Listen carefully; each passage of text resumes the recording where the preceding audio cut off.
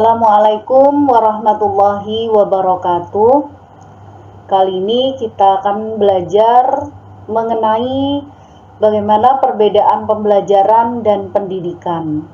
Dan juga yang kedua, komponen belajar yang meliputi tujuan, materi, metode atau strategi, perlengkapan atau fasilitas, dan juga evaluasi.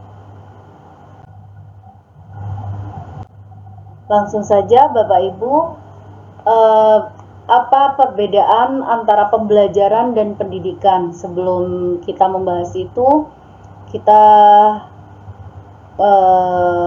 harus tahu dulu ya, bagaimana pengertian pembelajaran dan pendidikan itu sendiri.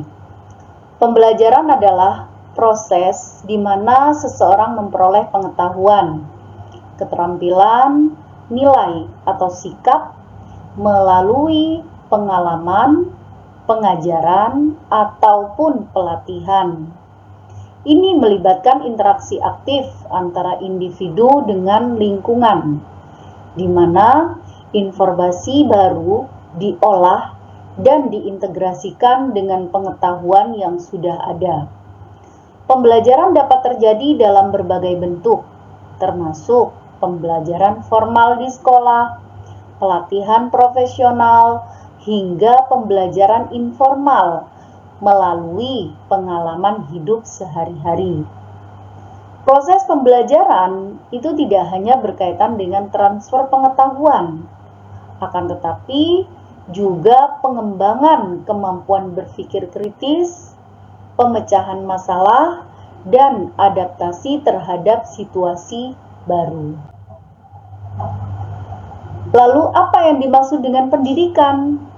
Pendidikan adalah proses yang sistematis dan terencana dan juga terstruktur, di mana pengetahuan, keterampilan, nilai, dan sikap ditransmisikan kepada individu.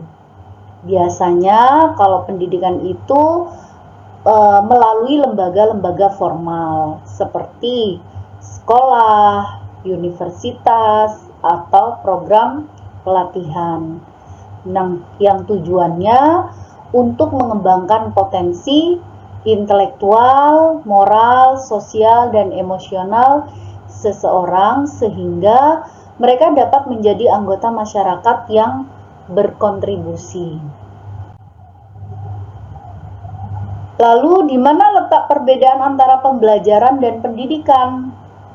Yang pertama, perbedaan antara pembelajaran dan pendidikan. Pembelajaran itu yang pertama proses individu. Pembelajaran adalah proses yang lebih fokus, yang fokusnya itu pada individu yang aktif mengembangkan pengetahuan, keterampilan, dan pemahamannya. Nah, ini bisa terjadi di mana saja dan juga kapan saja, baik itu secara formal maupun informal. Kemudian pembelajaran yang kedua yaitu orientasi pada pengalaman dan penyerapan. Pembelajaran itu lebih berfokus pada bagaimana seseorang dapat menyerap, dapat mengolah, dan juga mempraktekkan informasi dari lingkungan, dari pengajaran, dan juga pengalaman. Dan yang ketiga, lingkup dari pembelajaran ini lingkupnya lebih sempit. Pembelajaran itu bagian dari pendidikan yang mencakup kegiatan seperti belajar mandiri, pelatihan keterampilan, ataupun juga pengalaman langsung.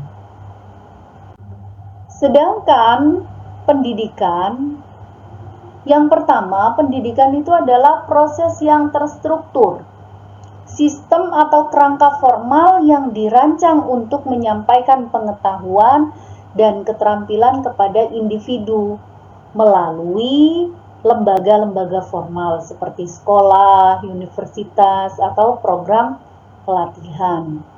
Kemudian pendidikan itu sendiri orientasi pada institusi dan kurikulum.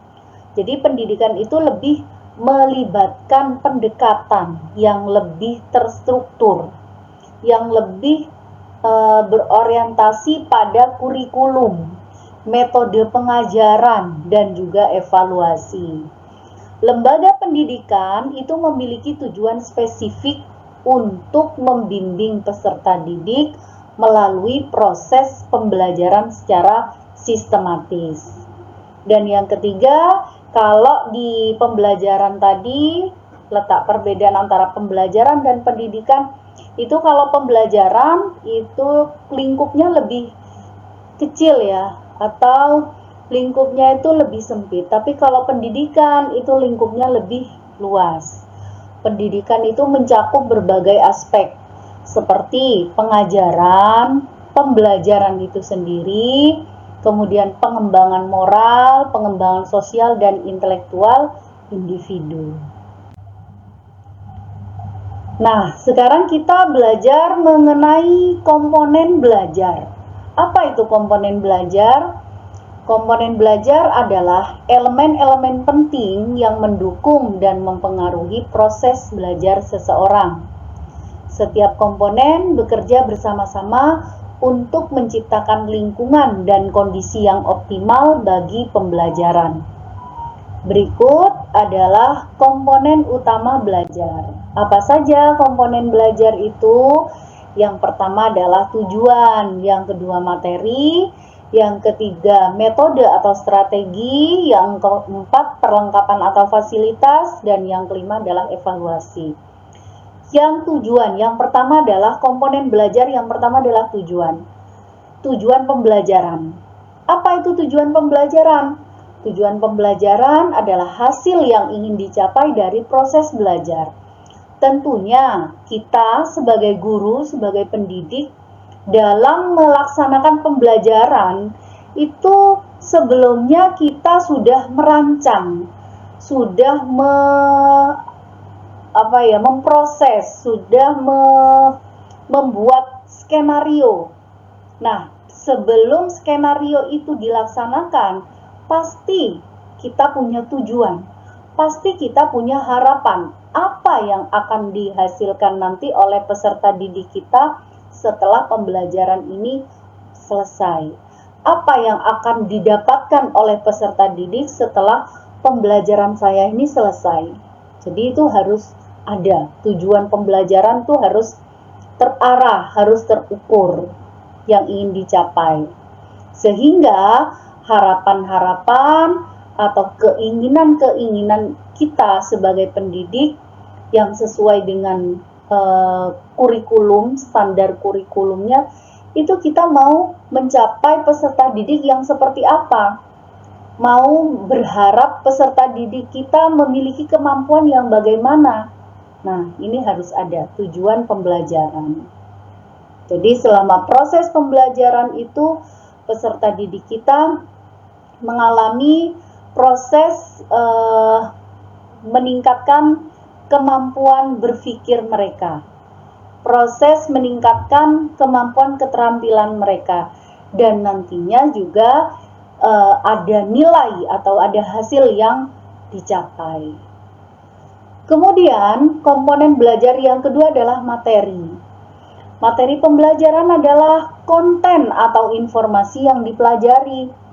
Tentu saja di dalam pembelajaran kita harus menyiapkan materi. Materi apa yang akan kita pelajari? Materi apa yang akan kita sampaikan kepada peserta didik? Nah, tentunya ini harus berupa konten atau informasi yang jelas, yang nantinya peserta didik ini mampu melalui proses pembelajaran yang benar, sehingga tujuan di awal tadi tujuan pembelajaran yang ingin kita capai tadi itu bisa berhasil, bisa terpenuhi. Berupa apa saja materi pembelajarannya? Bisa berupa buku teks, video, modul, atau bahan-bahan yang lain yang pastinya relevan dengan keinginan ketercapaian tujuan pembelajaran tadi. Kemudian komponen belajar yang ketiga adalah metode atau strategi. Tentunya metode atau strategi atau kita katakan juga pendekatan yang digunakan untuk menyampaikan materi kepada peserta didik ini harus bervariasi, harus bervariatif ya. Jadi ada ceramah, ada diskusi, ada pembelajaran berbasis proyek, ada problem based learning dan lain sebagainya, pembelajaran kolaboratif dan lain sebagainya, macam-macam ya. Ini diharapkan dengan strategi pembelajaran ini diharapkan ya kita bisa memenuhi apa yang dibutuhkan oleh peserta didik. Jangan sampai kita melaksanakan pembelajaran itu tidak memperhatikan metode atau strategi yang dipakai. Karena apa? Karena dalam satu kelas, dalam satu rombel ya, dalam satu ruang, pastinya peserta didik ini bermacam-macam, bervariasi, baik itu dari gaya belajarnya maupun kebutuhannya sendiri.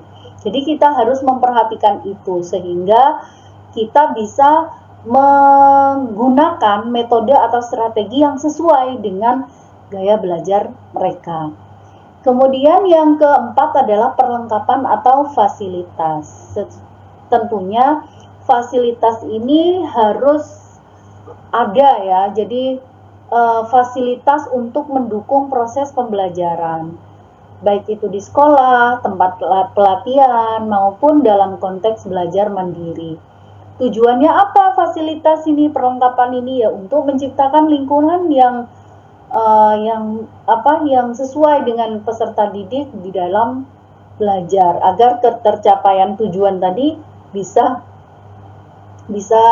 terlaksana, bisa tercapai. Tujuan yang diharapkan tadi bisa tercapai. Itu didukung dengan fasilitas. Nah, yang terakhir adalah evaluasi. Tentunya dalam proses pembelajaran itu di akhir ya tentunya ada proses penilaian untuk mengukur ketercapaian pembelajaran, untuk mengukur bagaimana tingkat ketercapaian dalam pelaksanaan pembelajaran ini pada masing-masing peserta didik. Jadi evaluasi ini sangat diperlukan di dalam proses pelaksanaan pembelajaran dan juga termasuk komponen yang penting, komponen penting dalam komponen belajar. Seperti itu Bapak Ibu. Saya kira cukup sekian. Terima kasih atas perhatiannya. Wallahul muwaffiq ila aqwamit thoriq. Wassalamualaikum warahmatullahi wabarakatuh.